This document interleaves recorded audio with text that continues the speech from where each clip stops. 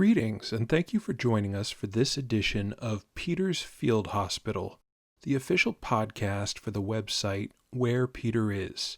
I'm Mike Lewis, the managing editor of WherePeterIs.com, and this is the second part of my interview with Pedro Gabriel and Claire Navarro. In part one, we spoke about Our Lady of Fatima and how the true message of Fatima, as understood by the people of Portugal, is nothing like the apocalyptic, conspiracy-fueled view held by many American traditionalists. In part two, I talked to Pedro and Claire about the response to COVID in their countries, as well as how our political polarization in the United States has spread around the world. I also want to remind you that on July 9th, Pedro will be giving a talk for the online Immortal Combat Men's Conference. To register for the conference, please click the link provided in the description or found in the blog post for this podcast on wherepeteris.com. Before we begin the program, as always, I would like to thank our Patreon supporters, especially Lisa, Chris, and Steven. If you would like to support our work on Patreon, please click on the Patreon button on the right-hand column of wherepeteris.com. Thank you for your generosity. We can't do it without you.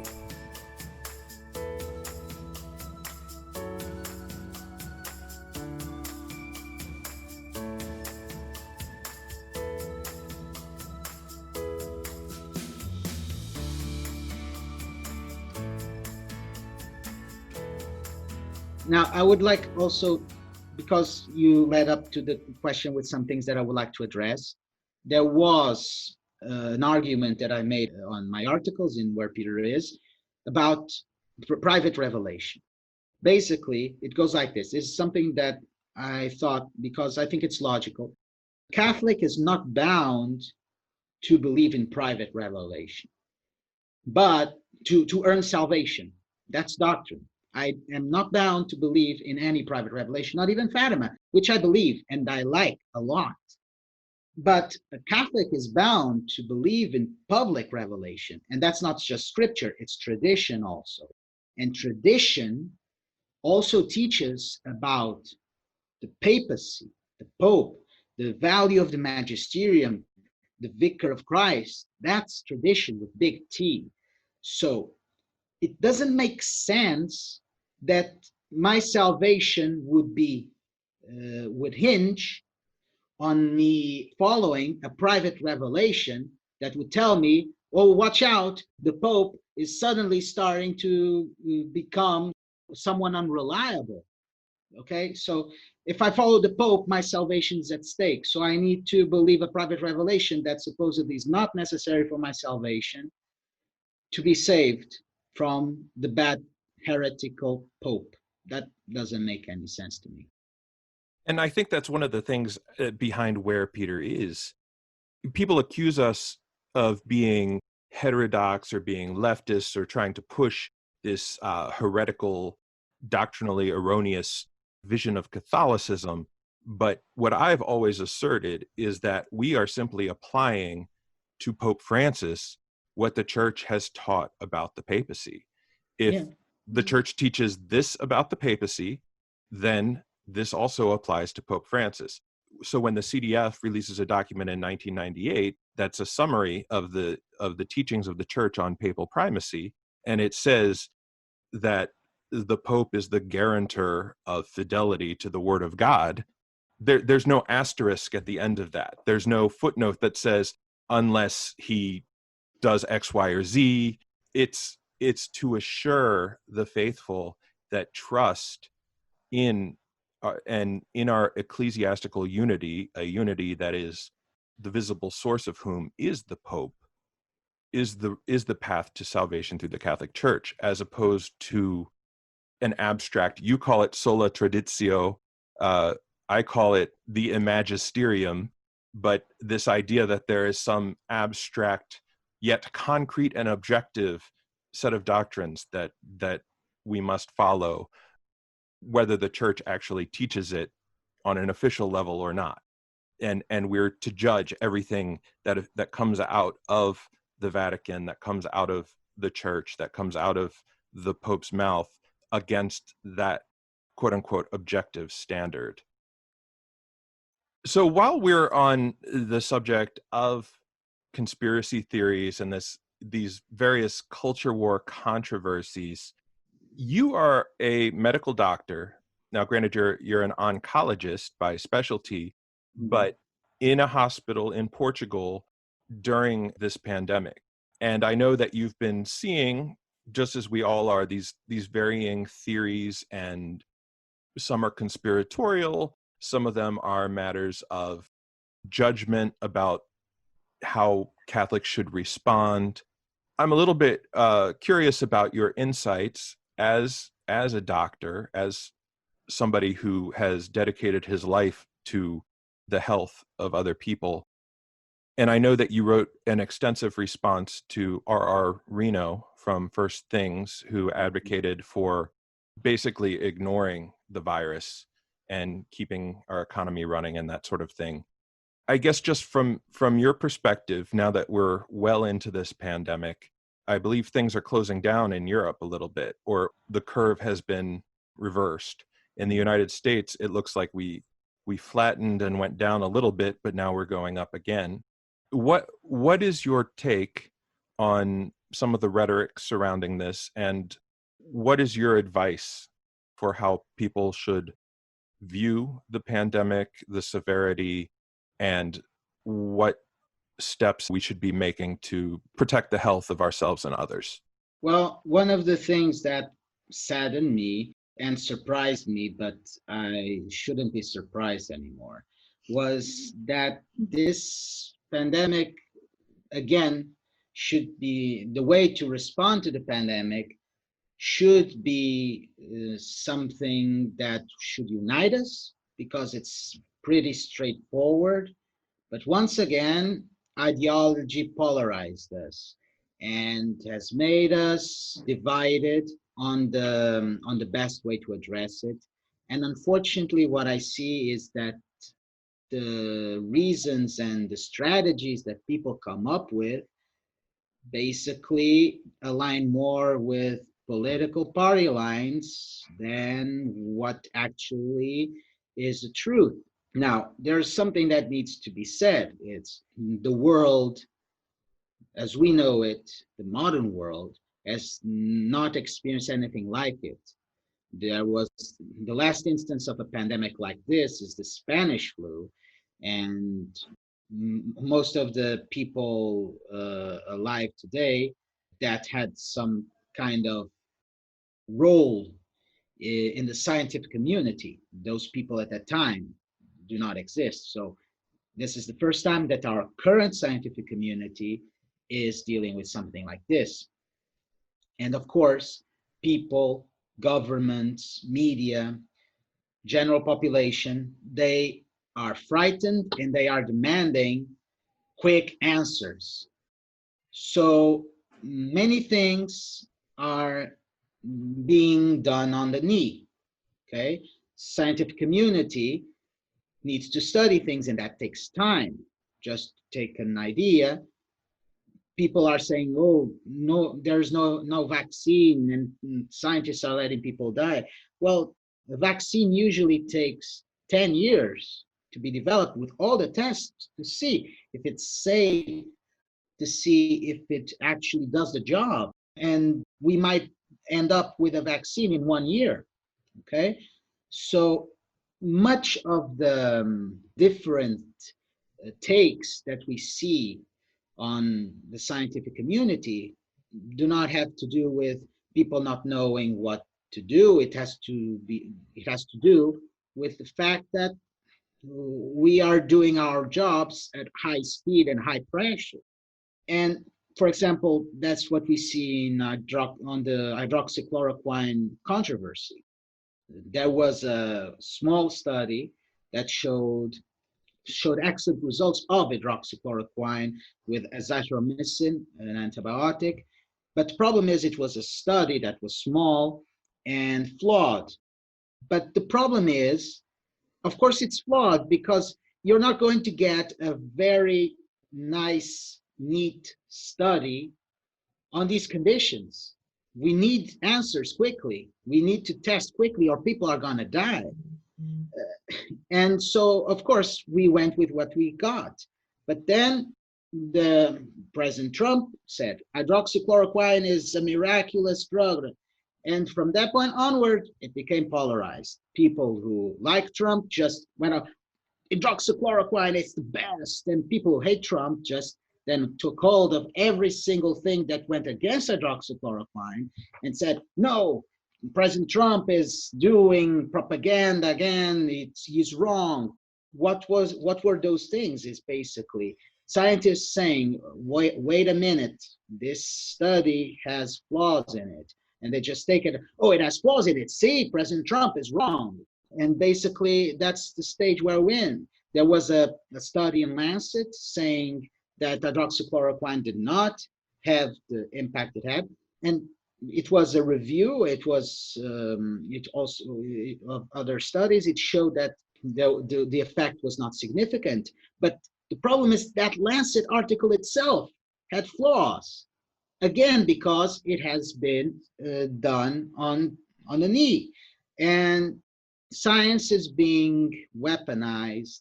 And it's very sad because these debates between the scientific community, they take time, but they usually are confined within the scientific community. And they have spilled into media, social media, politics, parties, and that does not help us get down to the truth.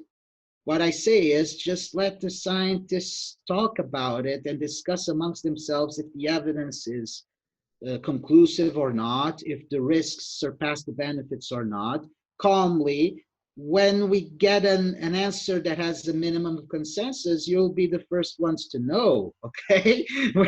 So we want to give you the answers, but calm down and please do not use them for political purposes. And that happens with everything, the masks, the social distance, the lockdown.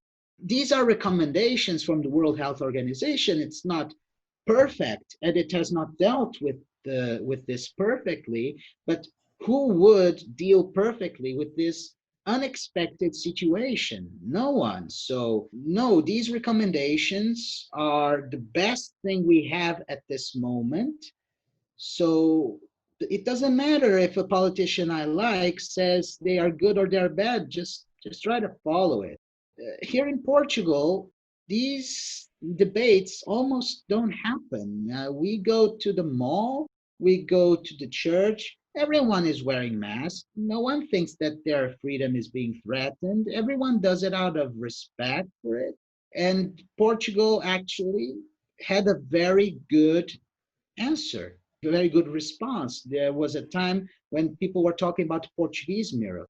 Now we are probably going to get the second wave already, so I don't want also to boast much because things are out of control in the capital, even though in the rest of the country it's pretty much controlled. But we are a patient and obedient people, so we just do it, and we are not feeling like we have been threatened. We simply don't understand the reluctance and the rebellion against these measures. We simply don't. It's too foreign for us. Well, yeah, actually, I can probably understand it better because I've been there.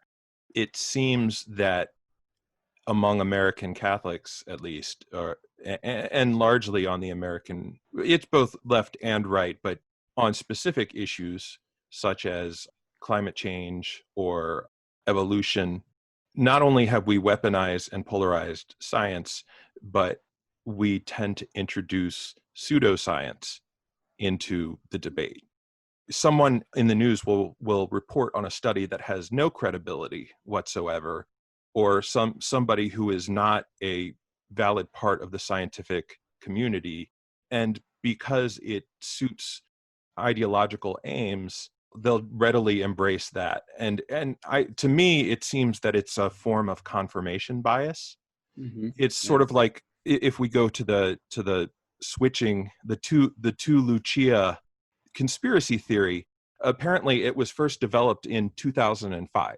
So the year she died, it was an article that was written on the website Tradition and Action. Well, that's convenient. Yeah. And exactly. And the original article, it started from the conclusion, the idea that Sister Lucia would confirm these two things that we disagree with must have an explanation. Yeah. And Sister Lucia would probably confirm these suspicions we have, especially now that she's dead. Exactly. Yeah. The funny thing is, the original instance of this conspiracy theory was based on an article with a caption under a photo, and it was determined from other photos and other sources that they actually labeled the wrong woman. It wasn't Sister Lucia. So it was like, this is before and this is after, and it was two different people. And then after that happened, they doubled down. They were like, well, this is from Vatican Insider or Inside the Vatican, and they're supposed to be reputable. So are you saying that they're not reputable? And it's like, yes, they mislabeled the photo. But then since then, people found photos that looked different. And then they continued to develop the conspiracy theory, which was started by a clerical error, an administrative error. But the thing is, it's like they worked from that conclusion, and then they found evidence that supported that conclusion. I've heard it referred to by Jonathan Haidt, who is he's a moral psychologist, where if you've already made up your mind about something, you'll look at evidence that supports it with the response, can I believe this? And evidence against it with, must I believe this? Yeah. And so your filter is much different, and it's a matter of human nature, and I believe that's what happens in the United States, and people exploit that. Well, it happens all over the world, but I think that here in Portugal too. But I think that while here in Portugal, that confirmation bias happens to validate one's own opinions. In the US, it seems like it's to validate one's own political opinions. Yeah, Here and in Portugal, it's more like it's my opinion because it's just my opinion, but mostly it's not aligned with any politician. In fact, Portuguese people tend to be and tend to have this mentality. We are very obedient. We do not create waves. We don't rebel usually, very orderly, but we are always talking, bad mouthing our politicians. we prefer to complain than to do. In that sense, we could learn some things with the active vigor of the US politically.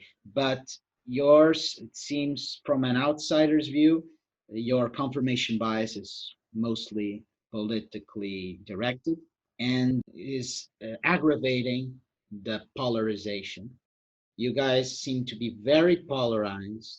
You guys seem to you created two different factions that cannot get along.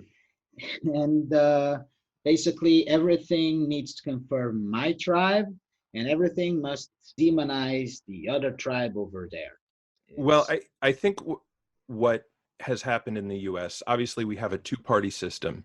And something that both you and I have observed is that aspects of Catholic teaching have been split between the two parties. And so one party will stand for Catholic teaching on this issue, but stand for something completely horrendous on another issue. Correct. And I think because of our two-party system, our political class has been able to tap into that. As you say, it's all people have this confirmation bias, but they've been able to raise it to a tribal level. They've been able to tap into that human tendency and weaponize it or unify people around certain perceptions of that tendency. That's my take on it. That's also very bad, not just for America, but for the rest of the world, because that's something that Nee and Claire here confirms on her country too. The problem is that American politics, in Catholicism, American apologetics shapes the apologetics community and the politics community all over the world. So what we have been experiencing is that here in Portugal, my people who belong to apologetics community here in Portugal are starting to get divided precisely on the same party lines as the US, and we don't have that here. Those political parties, they simply do not have any translation here, but suddenly we are becoming divided on that, and we see the Pope as a heretic or as something or someone to not be followed, based precisely on the party lines that we see in America. So Catholics that have fought here in Portugal pro-life, against abortion, against homosexual marriage, suddenly they started to think that Pope Francis is a bad pope, because when they did their advocacy, they relied in American sites, and those American sites started to mold them, and they started to think that those American sites, they are reliable, and yes, that's a problem. So Claire, I have a question for you, because up until a little over a year ago, you lived in the Philippines and you spent time with the traditional Latin Mass community as well as an ordinary form community. You were deeply entrenched in apologetics culture in the Yeah. Philippines. Are you noticing the same types of divisions over there? Okay, so just a quick contextualization. We are around 100 million, and 80% are Catholics in population. So most of us are regular Sunday Mass goers, and some are devotees of popular pieties such as the Black Nazarene, Santo Niño, Spanish for Child Jesus, Marian titles like Our Mother of Perpetual Help. These are Wednesday Novena Masses that we usually go to. Our Lady of the Rosary, which is in many Marian sites, we are known to have devotions to her. And of their favorite saints, also like Saint Padre Pio and Saint Anthony of Lisboa, Padua. Now, those who are more active in the church, including myself, are rather a small percentage that are pretty dispersed in several communities and groups. Back in the Philippines, I was active in those groups you mentioned for quite some time: Catholic apologetics, pro-life groups, and I even used to frequent the extraordinary form of the Mass, the traditional Latin Mass, as I love both forms of the Mass, the ordinary form and the extraordinary form of the Mass. So the divisions I encountered had some parallels and resemblance with the American divisions. In these groups, American apologetics are highly influential, but overall, both countries, I observe, Portugal and the Philippines has a much lower level of ideological polarization, because in the first place, the Philippines is not even bipartisan, since it has several political parties. It's a multi-party, uh, and no single party controls the government, as all these parties must collaborate, work with each other to form coalitions. Yeah, that multi-partisanship also happens here in Portugal. It's also not a bipartisan model here. And I can see how the American influence would actually affect both Portugal and the Philippines, especially the Philippines, because of the levels of English fluency in both of your countries, and especially the Philippines. But I mean, Pedro, you were explaining to me that many people, especially your age and younger, are fluent in English in Portugal. So Yeah, but not as much as in the Philippines. oh, certainly, yeah. I mean English. What percentage of Filipinos are English fluent, do you think? Well, I couldn't say if there's a rate, but English is like it's an official language Oh, okay. actually right now. So we have two official languages. It's English and Filipino. Okay. Based on what I've checked recently. Yeah, and I know when Pope Francis went to the Philippines, Yeah. that was his first public attempt to speak English. So yeah, definitely widely spoken, and therefore, because of the money in the American church and because of our online influence, I can imagine people are tapping into that. Also with the Philippines, are you, because of your current regime politically, are you starting to notice more polarization along similar lines, like the conspiracy theories or the polarization? It's not like in the, well, I would see some patterns that were adapted from the US as well, but still, majority of Filipinos are have these popular devotions. Problem is, we're not that doctrinal, I believe. But still, I think that would be, in a sense, better because by default, we love the Pope. We don't have this major debates that is happening in the US. It's similar to what Pedro said earlier. If you ask a normal person going to Sunday masses, a regular pew going person, do you think about the debates of a Morris Letitia? And then, okay, what's a Morris Letitia? I mean, Doesn't even make much sense because in the Philippines, yeah, divorce is not legal. yeah, So there's a lot of things. Oh, yeah, that's good. Yeah, yeah. Divorce Yeah, is not legal. Same-sex marriages is not legal. if I'm also allowed to tap back and kind of tie many of these things together, Fatima, coronavirus, and American influence.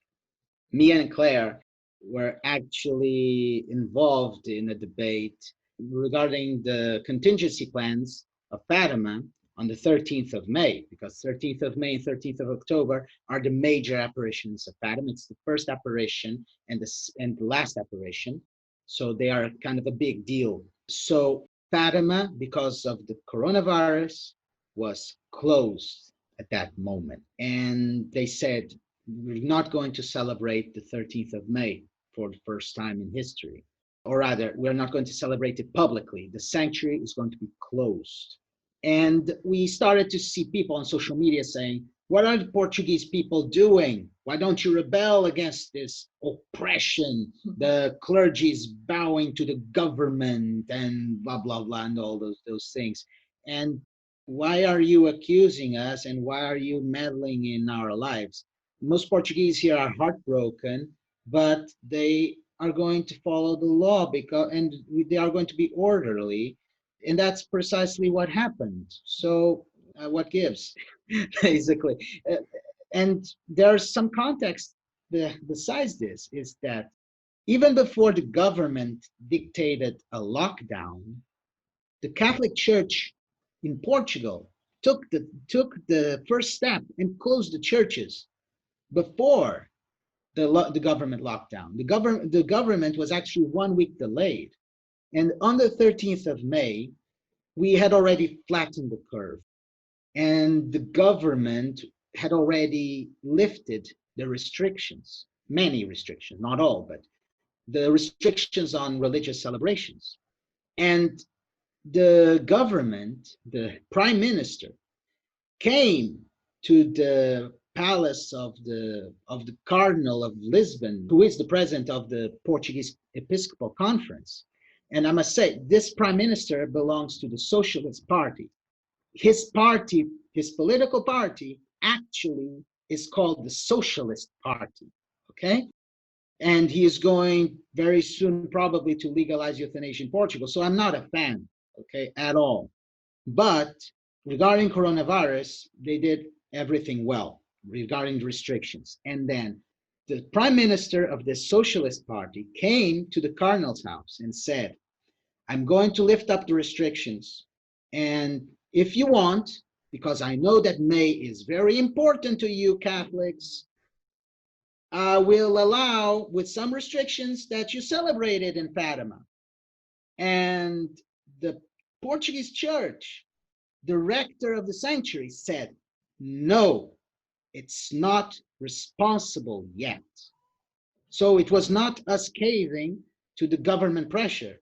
The government was actually very gracious about it because they like the prime minister was thanking the church, the Portuguese church, for being so attentive to this problem. But the rector of the sanctuary said, no, we don't want to open yet. It's too soon. It's going to be a disaster. And the rector of the sanctuary said to the pilgrims, please do not come. So this was the initiative of the church. And now they're going to tell us to rebel against the bishops. This is government oppression. There was no government oppression at all. There was a responsible take from the sanctuary of Fatima. Claire wrote a very beautiful article on that, on Where Peter Is, showing how the Portuguese react. Yeah, to send it them to what Pedro said, as I just recently settled here in Portugal, I noticed that the Portuguese are very obedient. And what did I notice? Because of this obedience, people wearing masks, the earlier the lockdowns were lifted, the contagion rate was lessened. And because of that, we can go out now. The curve was flattened, I think, around March. And Portuguese were or April, sorry. And Portuguese, they have this deconfinement plan.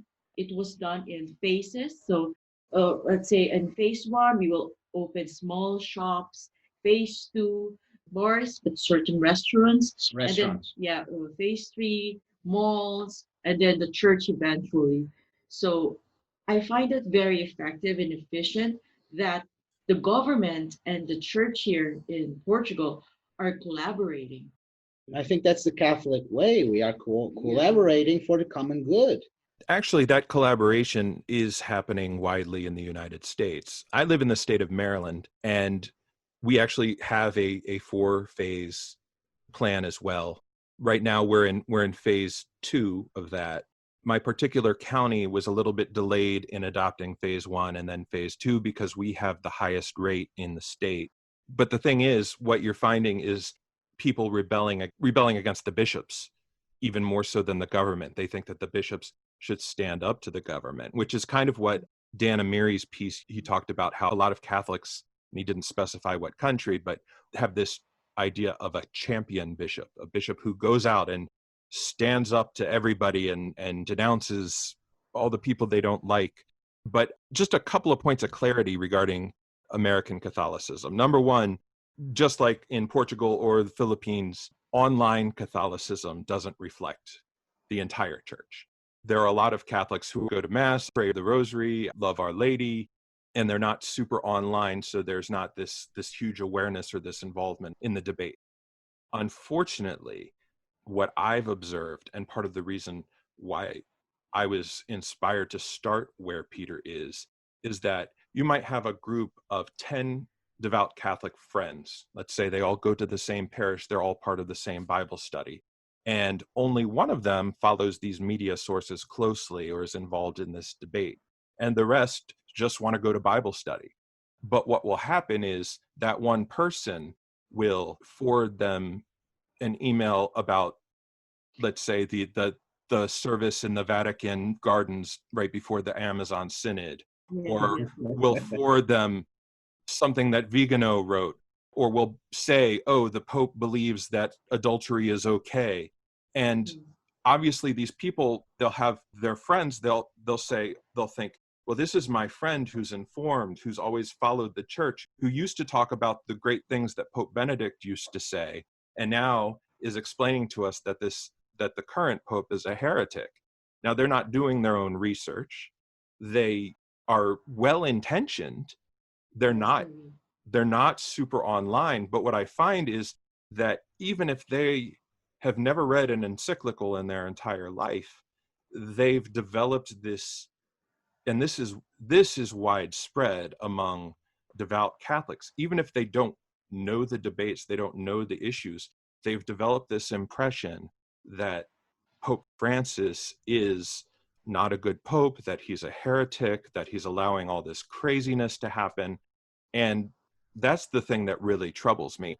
I mean, obviously the people who are spreading these rumors are something worth addressing, but it's people who are just vulnerable to these messages that they aren't even hearing firsthand necessarily, but then they hear there was pagan worship at the Vatican and Pope Francis said it was okay and they were worshiping Pachamama, and they don't know the details, but They hear this, they're horrified because they just take it at what they hear at face value. And it's created this atmosphere of contempt for the Pope. The way that Americans seem to view orthodoxy is detached from the hierarchy. Like they seem to have this, I've been developing this theory and plan to write on it, but sort of this orthodoxy of piety as opposed to an orthodoxy of fidelity. So they have been taught that if they can't go to Mass on Sunday, or if they don't go to Mass on Sunday, it's a mortal sin.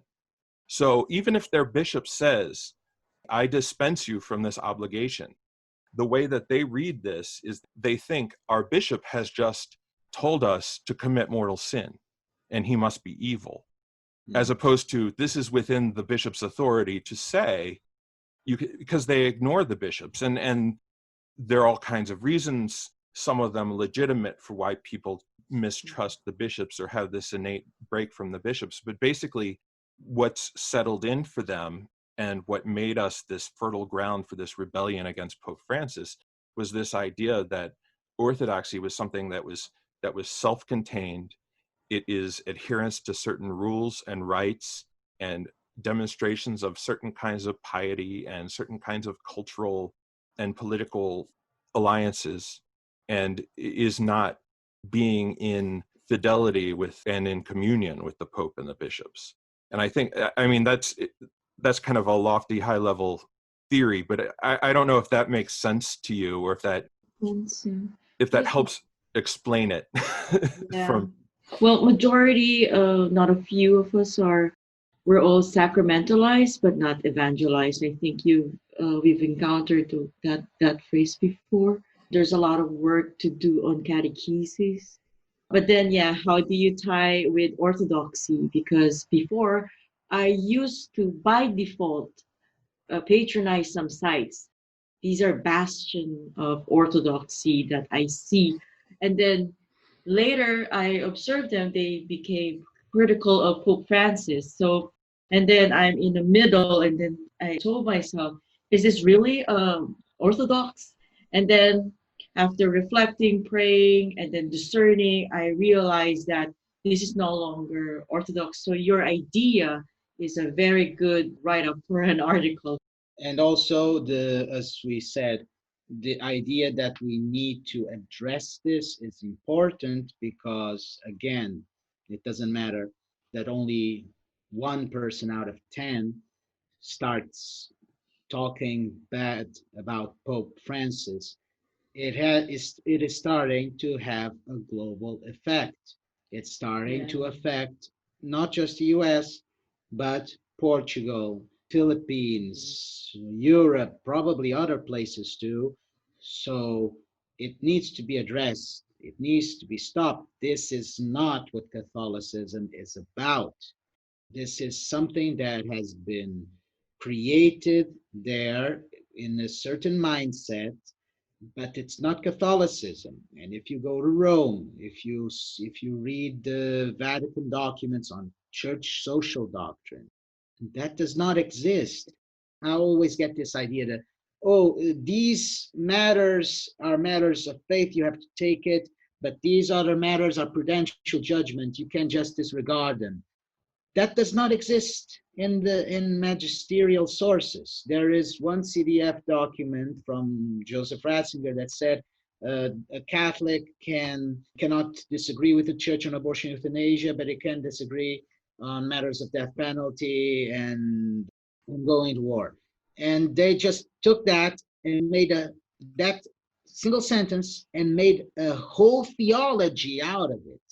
But if you go to De Verbum, and they made a full theology out of it, and that theology says that now with Pope Francis says, if it's not infallible, it doesn't, I can disregard it. And if you go to De Verbum, and if you go as far as the syllabus of errors from Pius IX, that's not true. You cannot disregard what the church says in matters in teachings of faith and morals, even if they are not infallible. even in matters that are disciplinary, even in matters that are prudential, your default should be fidelity to the church. De Verbum says that going against those, it's extremely dangerous. And these pundits, these commentators, they do not do it like once, they do it all the time because they built a theology around it. So they built a theology around an idea that is dangerous to follow even once. And it should be only done like when the conscience of someone says, no, this cannot be true. This single issue here, I cannot follow the church. I would like to, but I can't.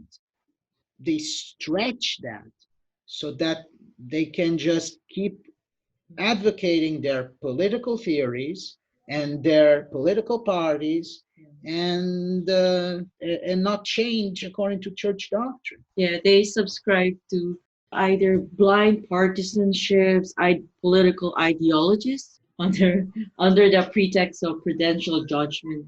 You know, it's funny because Pope Francis's papacy has actually been, to me, as an American Catholic who looked at a lot of these sources and relied upon them for orthodoxy, it's opened my eyes to some of the errors that they made in the past regarding some of these quote unquote prudential issues, especially with regard to the death penalty. What Cardinal Ratzinger was saying was the application of the death penalty. Not that we can disagree with the Pope on his teaching on the death penalty, it's just how to apply that teaching was what he was really saying. When I read more closely what the US bishops had written about the death penalty and what John Paul II had written about the death penalty, I realized, wait a minute, they're using different criteria. They aren't thinking with the church on those issues.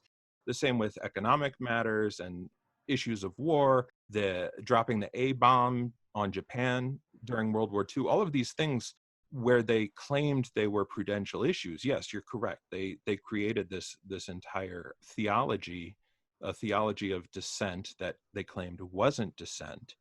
And Pope Francis, in a lot of ways, has clarified, for those who are willing to listen, Catholic social teaching and Catholic teaching on these issues of justice and on respect for human dignity. And that, in many ways, is the rebellion, just as in 1968 with Humanae Vitae, Yes. The rebellion was because, okay, we're willing to go along with you this far, but deep down it was, I'm with you as long as you agree with me. So that's a very good point. Claire has to go. I can continue. Claire has to. Okay, absolutely. Well, thank you for joining us. It was great finally seeing you in person and hearing your voice for the first time, Claire. I've spoken to Pedro before, but thank you very much for joining us. Yes, thank you. Much pleasure. This concludes part 2 of my conversation with Pedro and Claire. Once again, we would like to thank our Patreon sponsors, especially Lisa, Chris, and Steven. If you would like to support Where Peter Is, please click on the Patreon button on the right-hand column of wherepeteris.com. If you would like to register to listen to Pedro's July 9th talk on Pope Francis and Silence, How to Defeat the False Angel of Light, please click on the link provided. Thank you for listening and stay tuned for part 3, when Pedro and I will discuss last October's Amazon Synod and the claim that there was a pagan ritual performed in the Vatican. It will be posted in the coming days. Until then, God bless and take care.